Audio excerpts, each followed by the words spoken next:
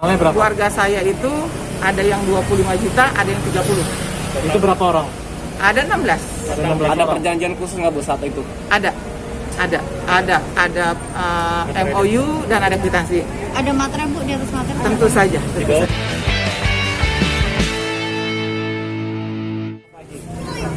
Assalamualaikum warahmatullahi wabarakatuh.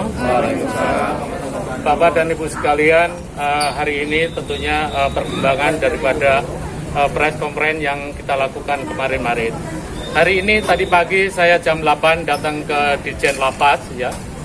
Tujuan kami datang ke Ditjen Lapas untuk bertemu dengan saudara Rap. Tapi ternyata saudara Rap tidak ada, maka kami tunggu atasan dari saudara Rap kira-kira seperti apa bisa memberikan penjelasan kondisi atau keadaan saudara Rap itu sendiri. Nah, ternyata di dalam pertemuan saya ditemuin oleh atasannya saudara Rap, yaitu Bapak Sabto ya. Bapak Sabto kami berbincang-bincang cukup lama di sana karena apa? Karena kita kepingin tahu yang pada waktu itu 2 minggu yang lalu atau 3 minggu yang lalu bahwa saudara Rap ini menjanjikan bahwa kita akan bertemu setelah mereka bertemu dengan keluarga ya. Tapi sampai sekarang ini tidak ada. Saya dari Rap pun juga dicari susah, di kantor pun juga nggak pernah masuk. Itu kira-kira untuk perkembangan tentang saudara Rap.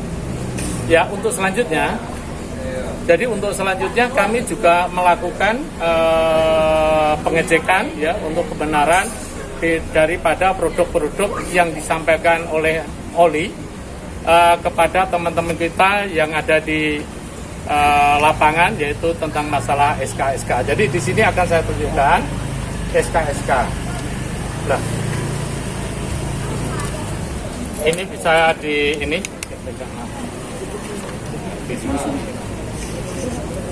baik. Oke. Yang ini adalah produk SK yang diberikan oleh yang mendapat dari Oli kepada teman-teman yang ada di lapangan, yaitu termasuk yang korban ini. Jadi ini yang masih asli seperti ini. Nah, ini setelah kita lakukan pengecekan di BKN, maka kita dapat yang seperti ini. Ini ya, jadi ini jelas bukan produk Badan Kepegawaian Negara. Kenapa? Kok bukan? Emang ini bentuknya hampir sama ya, tapi emang ini bukan produk dari BKN. Di sini bisa dilihat ini ada barcode. Tapi kalau kita masukkan, kita scan, ini nggak akan bisa. Padahal kalau yang sebenarnya itu adalah bisa gitu. Ini yang pertama. Yang kedua juga masalah berkaitan dengan penetapan NIP dan CPNS. Sekarang logikanya bahwa sekarang ini proses untuk penerimaan CPNS baru itu barusan tadi diadakan tes. Maka di sini kalau kita lihat NIP yang ada di sini adalah per 1 Januari atau bulan Januari. Berarti ini adalah benar-benar tidak mungkin. Ini bisa dilihat. Maka di sini bukan produk Badan Kepegawaian Negara. Ini ya. Jadi ini hampir sama bahwa kami cek juga begitu. Jadi ini semua keputusan ini juga tidak pernah bahwa BKN itu memberikan suatu keputusan yang seperti itu. Lah, ini hari ini perkembangannya masalah penjelasan Rap sama Oli dari BKN. Tapi begini, teman-teman sekalian, ini persoalan ini adalah sudah bergulir, sudah ke Polda Metro Jaya. Tentunya kami hanya menunggu dengan kawalan saudara-saudara atau teman-teman ini bagaimana masalah kasus ini bisa terselesaikan dengan cepat dan baik dan mungkin tidak menguap begitu saja. Itu kira-kira dari kami. Terima kasih. Oke, kemarin laporannya pada tanggal berapa, Pak? Tanggal berapa ke Polda?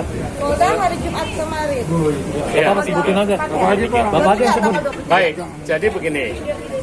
Sebetulnya kami laporan ke Polda itu sebetulnya itu terpaksa kita lakukan karena kita sudah melakukan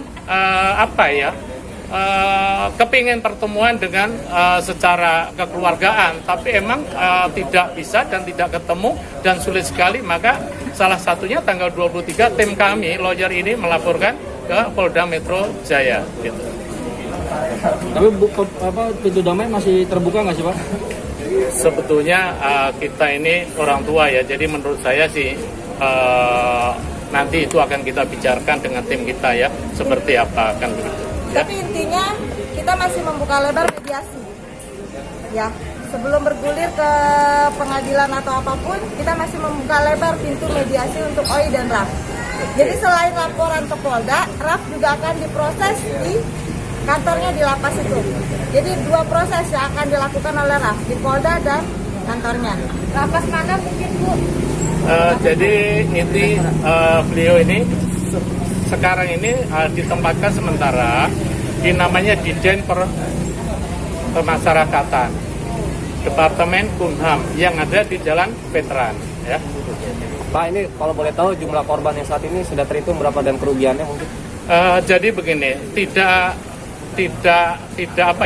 mengulangin apa yang kita sampaikan. Sebetulnya kemarin pun sudah kita sampaikan bahwa yang sampai saat ini adalah 225 yang sudah memberikan kuasa kepada kita, dan jumlah kerugian adalah 9 miliar, 7 ya. Selama berapa bulan? Dari akhir Desember 2019. Awalnya yang kalau masyarakat umum nggak tahu awalnya ceritanya gimana sih?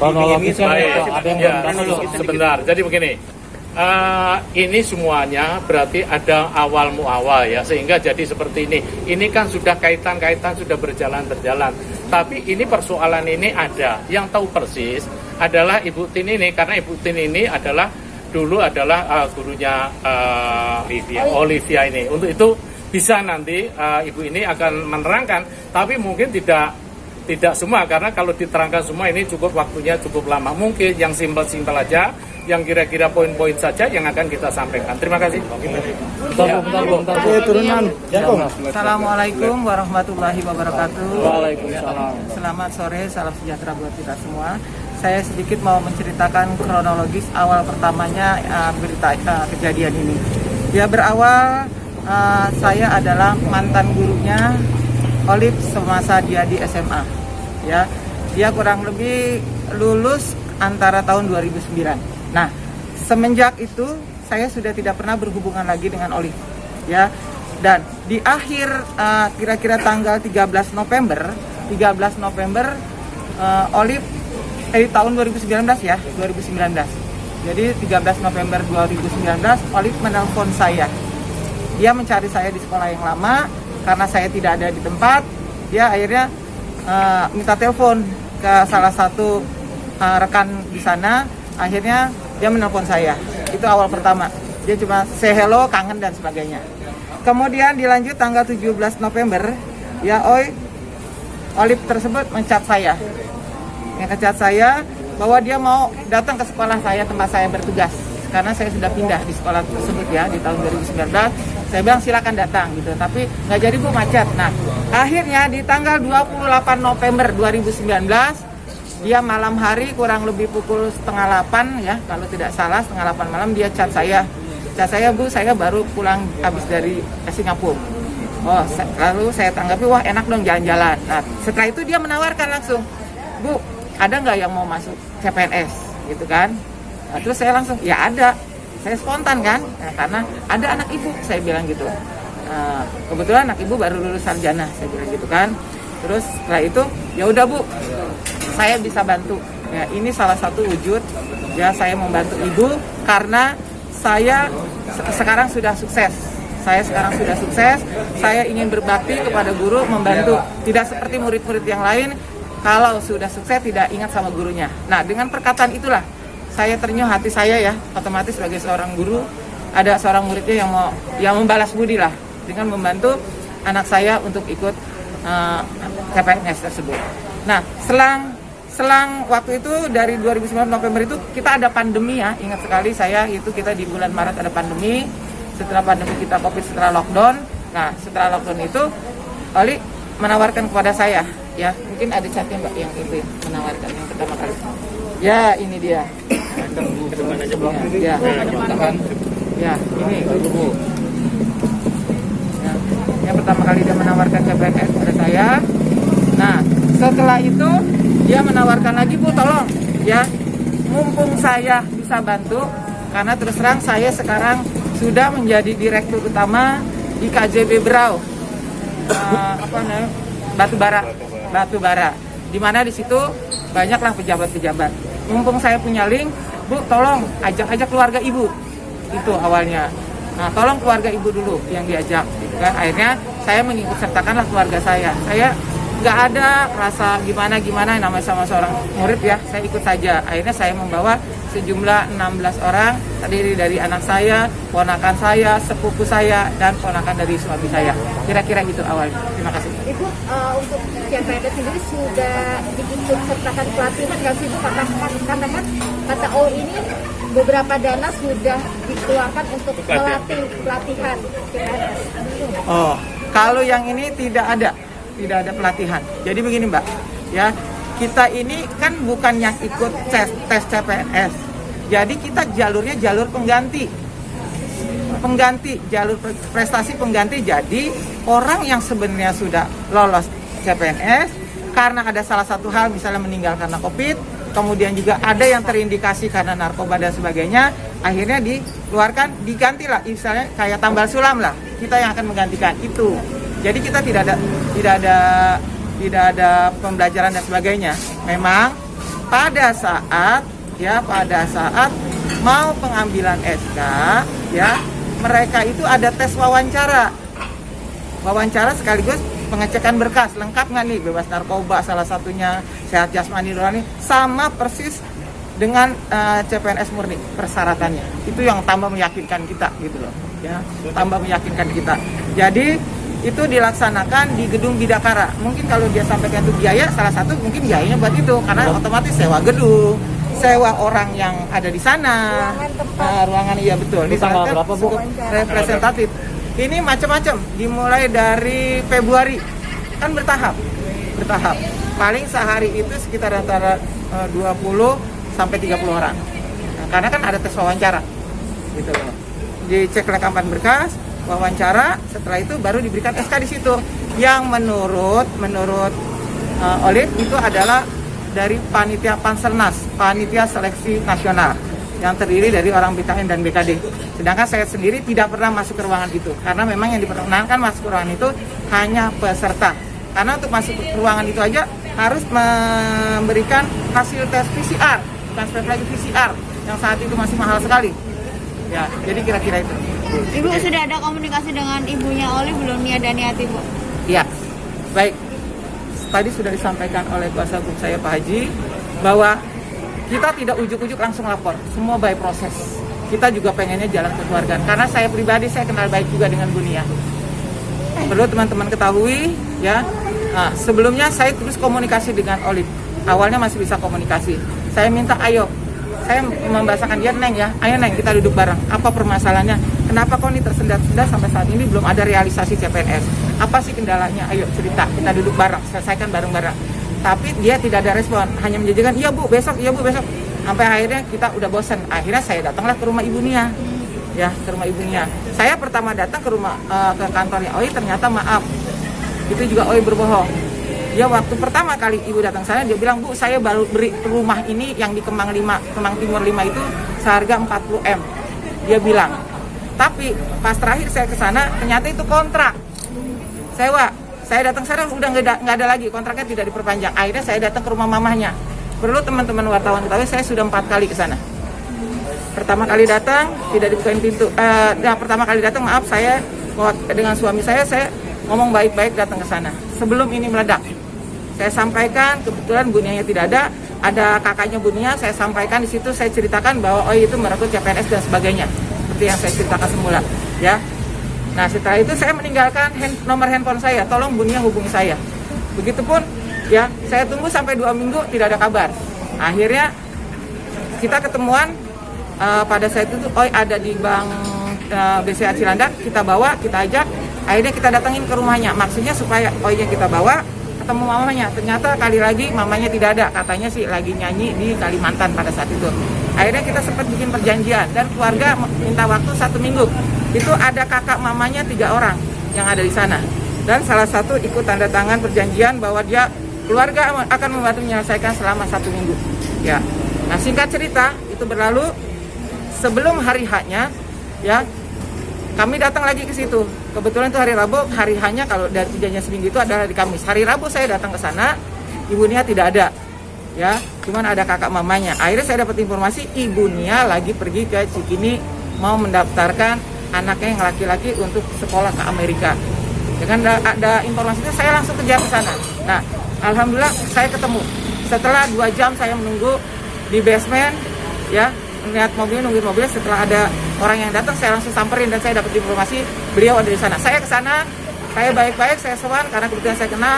Sampai sana saya buka masker, saya kasih salam beliau. Oh iya. Nah, saya Bu Titin, Bu, saya sampaikan itu. Kita ngomong baik-baik dengan Bu Nia.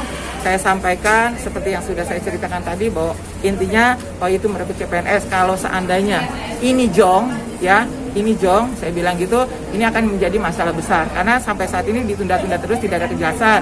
Bahkan OI-nya sudah sulit dihubungi, teman-teman. Asal tahu ya, OI itu sudah sulit dihubungi. Di telepon nggak pernah diangkat, di chat sudah tidak dibalas. Itu di bulan Juli, ya.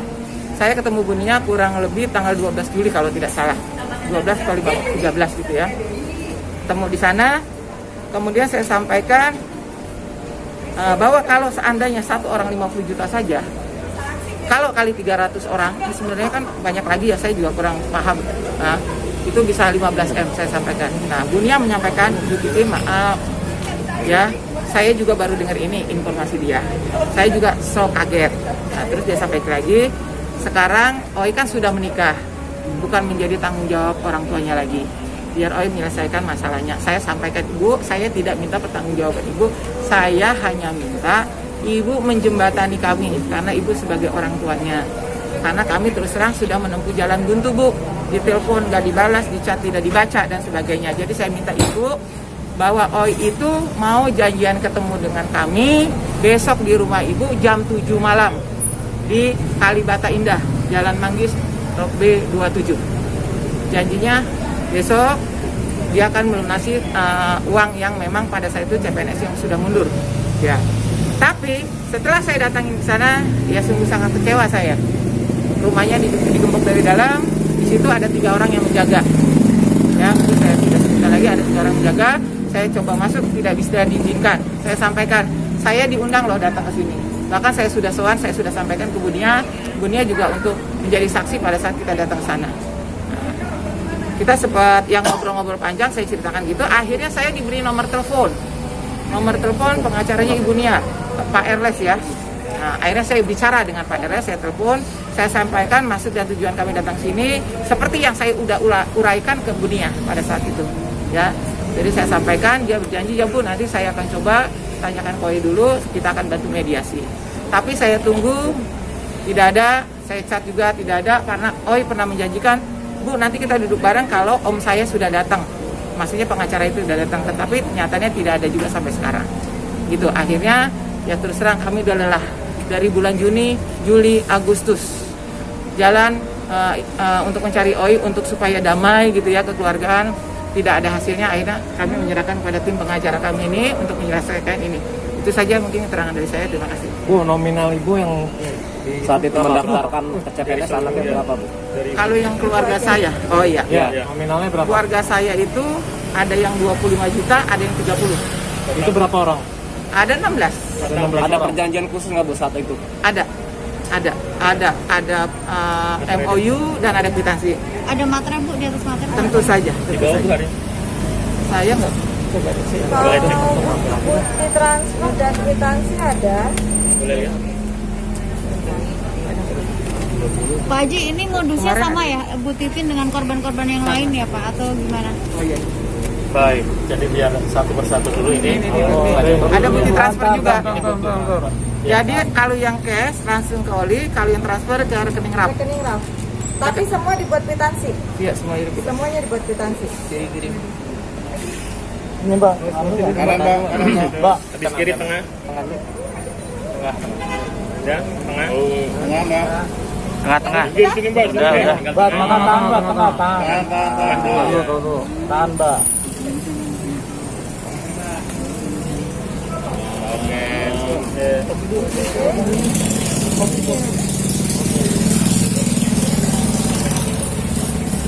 Jadi mungkin total keluarga berapa? 16 orang. Enggak, itunya total kerugiannya sekitar. Nah, yang 25 kurang lebih 3 orang, sisanya 30. Kalau jadi 13 dikali 30 berapa ya? Yang 3-nya lagi 25. Ibu, ini kan masuk ke intinya masuk ke jalur PNS melalui jalur tidak resmi gitu ya bisa dibilang. Kalau pihak sana nanti melaporkan balik dengan tuduhan suap atau gimana? Nah, sebenarnya kami tidak suap, ya. Itu kan judulnya penitipan. Itu Penitipan. Silakan. perjanjiannya itu hanya uang jasa. Uang jasa betul Uang sekali. nilai istilahnya. Jadi bukan untuk uang masuk Nggak BKN, ada. jadi uang jasa. Apabila tidak diterima, itu dikembalikan 100%. Jadi bukan untuk kayak kan kalau PNS ada jalurnya. Sedangkan akhir bulan Desember 2019 itu kan belum ada pembukaan CPNS. Jadi memang dibuka OI menawarkan ke ibu untuk menggantikan orang-orang yang di PHK, orang yang meninggal karena COVID. Jadi intinya Bukan tes sebenarnya reguler bukan gitu. uang untuk menyogok, tapi uang jasa untuk OI karena sudah memasukkan mereka ke PNS. Tapi nyatanya dia tidak bisa ada yang dibilang masuk oleh- sama sekali ya sampai Ternyata sekarang. tidak sampai saat ini. Nah ibu awalnya kenapa percaya maksudnya gitu? Iya, Ibu kenapa bisa Ya. percaya dan akhirnya mempercaya Olive untuk mendapatkan? Pertama gini, hubungan saya waktu di SMA amat baik, tidak ada masalah, ya kan? Karena itu kedekatan guru dengan murid lah. Masa sih ada di pikiran kita murid mau nipu kita?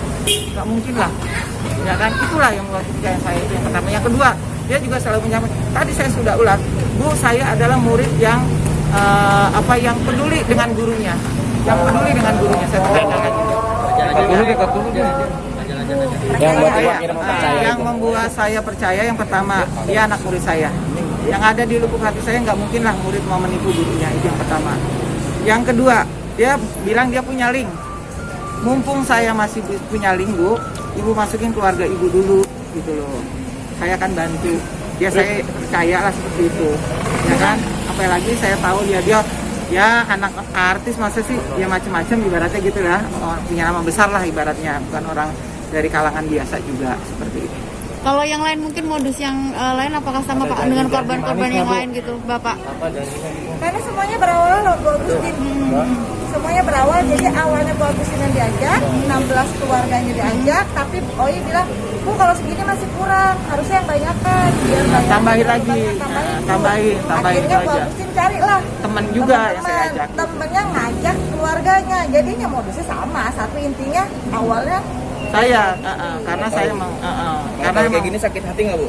ya Allah ya Rob, kalau masalah sakit hati saya luar dalam, ya mungkin, ya tapi Allah aja maaf saya dari hati yang paling dalam, ayolah, baik, ya selesaikan ini semua, ya kita berawalnya baik, selesaikan secara baik-baik juga, ya karena ingat, sekali lagi perbuatan ini adalah akan kita pertanggungjawabkan dunia dan akhirat, ya, jadi saya minta. Kalau masalah sakit hati saya sudah luar biasa sakit hatinya, saya juga malu dengan keluarga, bahkan keluarga-keluarga saya yang di daerah, ya kan, ya, karena biar bagaimanapun saya yang memperkenalkan dengan Olive, jadi rasa tanggung jawab, ya malu, ya sedih, ya stres, saya bahkan mungkin sampai sakit-sakit karena stres seperti ini, terus terang, saya sampai sakit, enggak, di hati ini. Nggak percaya gitu loh, kok ada seorang murid yang tega seperti ini sama gurunya. Selama ini saya tuh sangat dekat sekali dengan dia, tidak pernah ada permasalahan apapun, ya karena kebetulan dia juga, saya kemudian guru olahraga, dia dulu ikut eskul basket, saya pembina eskulnya juga, jadi terus terang sakit ya, sakit luar biasa. dan kirim rambut OI kan lagi sekolah Iya. sih Ibu. Oi itu kalau ke sekolah supaya teman-teman tahu, nyisir aja suka nggak mau, saya yang nyisirin. Sampai mamanya bilang, Bu, saya serahkan ke Oi sama Bu Titin, masalah pakaiannya, apanya segala macam. Sampai seperti itu, saking dekatnya pada saat itu. Jadi saya nggak ada di hati sedikit pun curiga sama dia, yang akhirnya dia akan menipu saya. Tidak ada sama sekali. Itu saja. Oke Bu, melihat ini kan kayak skemanya sangat profesional. Menurut Ibu gimana maksud dari proses-proses itunya? Karena menurut dia ini dibantu oleh orang, ya orang BKN. Semuanya ini adalah produk dari BKN. Itu menurut informasi dia. Karena Itu saya yang langsung ngomong ya sama ibu. Nah, karena selama ini dia ngomong langsung dong, Bu, saya ada link, kan dia sampaikan tadi, saya ada link orang BKN yang akan membantu ini semua, gitu loh. Ya, saya niatnya hanya membantu.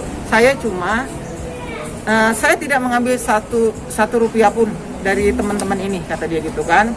Bahkan dia ngomong pada teman-teman yang pada saat itu ada di rumah Olivia mendaftar, dia bilang, ingat ya, nanti kalau kamu sudah gajian, gaji pertama kamu traktir saya makan, mau di warteg juga boleh. Seperti itu. Jadi seolah-olah kita yakin sekali gitu. Ya betul, janji-janji manis seperti itu. Terus ada kabar terakhir kita dengar katanya uang itu diserahkan ditumpuk dulu ke Bu Agustin. Itu nggak pernah benar. Nggak. Karena semua uang langsung ditransfer ke RAF atau diserahkan cash ke OI. Jadi iya. tidak pernah ada penumpukan di Bu Agustin terlebih Nggak pernah. dahulu. Jadi Nggak. semua langsung ditransfer ke RAF, rekening RAF. Kalau untuk rekening ke RAF, tapi kalau transfer langsung, kalau cash langsung ke OI. Ya, itu diserahkan langsung di rumah Olive. Ya, jadi peserta menyerahkan berkas. Berkas itu ada yang bentuk ini ya, kayak fotokopian gini, ada juga yang bentuk PDF. PDF langsung dikirimkan ke Olive dengan alasan akan di screening di BKN. Ya, kalau yang fotokopian segala ijazah pokoknya lengkap deh seperti teman-teman kalau ngamal CPNS murid. Ya, jadi kami itu tidak ada curiga sama sekali. Sampai tes narkoba, sehat jasmani rohani, itu kan luar biasa, itu makan biaya semua itu, ya. Jadi semua, terus setelah diperiksa, duitnya diletakkan di meja, langsung tanda tangan Olive, bla bla bla segala macam. Ingat di MOU-nya itu tidak ada paksaan dari siapapun. Jadi pihak pertama dari Olive, pihak kedua adalah yang menyertakan. Nah, saya saat itu hanya sebagai saksi saja. Uang langsung di Olive. Dan bahkan dia kadang-kadang saya pun belum pulang dari rumah dia karena saya izin sholat, dia langsung pergi, Bu, saya harus segera bawa berkas ini, bawa uang ini, langsung harus diserahkan ke BKN. Selalu begitu. Jadi begitu dapat uang dia bawa, begitu dapat uang dia bawa. Seperti itu. Oke Bu, ada pesan nggak untuk OI nih? Kalau bisa nonton, itu mau ngomong apa nih sama ibu? Ya, nah di kesempatan yang berbahagia ini, ya saya mungkin ada harapan kepada Olive dan keluarga besarnya, ya. Kami pun masih membuka lebar untuk kita jalur mediasi dan kekeluargaan. Saya hanya minta tolong kembalikan uang saudara kami, teman-teman kami, semua sahabat-sahabat kami yang ada di 225 orang tersebut. Karena terus terang uang itu adalah jeripayah. Teman-teman pasti ketahui itu di era pandemi, ya kemarin sulitnya cari uang. Ada yang sampai menggadaikan rumah, mobil, kemudian motor, seperti itu. Bahkan ada yang jual sapi, yang di kampung sampai jual sawah, ya kan, seperti itu. Jadi mohon saya minta sekali lagi tolong dikembalikan uang kita semua, agar semua kita sekali lagi awalnya baik dan terakhirnya juga baik, itu saja. Itu terakhir dari saya Pak. Baik. Ya. Ada indikasi nggak sih ada oknum BKN yang ikut kerjasama dengan Polda? Jadi begini, pertemuan ini adalah serangkaian pertemuan yang kemarin-kemarin. Tentunya nanti kalau memang ada kabar baru lagi, kami akan panggil teman-teman untuk kita berkumpul bersama-sama. Yang selanjutnya, apakah kira-kira ada orang BKN terlibat di sini? Kami melihat yang disampaikan Olive itu memang begitu, tapi kami belum menjajaki sejauh mana bahwa keterlibatan orang-orang BKN. Tapi kalau kemarin saya mendengarkan apa yang disampaikan, bahwa ada seseorang mengatakan bahwa dia itu diperintahkan oleh Mbak Owi, jadi menurut kita memang tidak ada. Itu memang sudah dibuat secara struktur dan secara otomatis. Yang selanjutnya, kami dari tim ini sebetulnya tidak terlalu sulit-sulit ya. Kami masih menghargai, kira-kira menunggu ya niat baik daripada RAK dan OI ini untuk sama-sama kita bicara untuk mengembalikan uang teman-teman kita yang 300 itu loh ya, 300 orang itu kurang lebih 9,7 M ini kan juga cukup banyak. Yang 225 orang itu cukup banyak, makanya untuk itu mari kita tunggu niat baiknya, kita sama-sama kita tunggu supaya kita bisa duduk bersama untuk mengembalikan masalah uang ini. Ini kira-kira statement kita yang terakhir. Nanti kalau ada kabar baru, kami akan panggil teman-teman lagi. Pak, ini sudah dikenakan pasal berapa mungkin Pak dalam kasus ini? Sesuai dengan laporan kita itu ada 2 pasal, ya 3 pasal sebetulnya. Itu pasal tipu gelap sama pemalsuan masalah surat-surat dari instansi pemerintah. Hukumannya berapa? Nah, hukumannya itu ada di atas 5 tahun atau itu 6 tahun lah ya itu. Yang lainnya itu 4 tahun. Terima kasih Pak.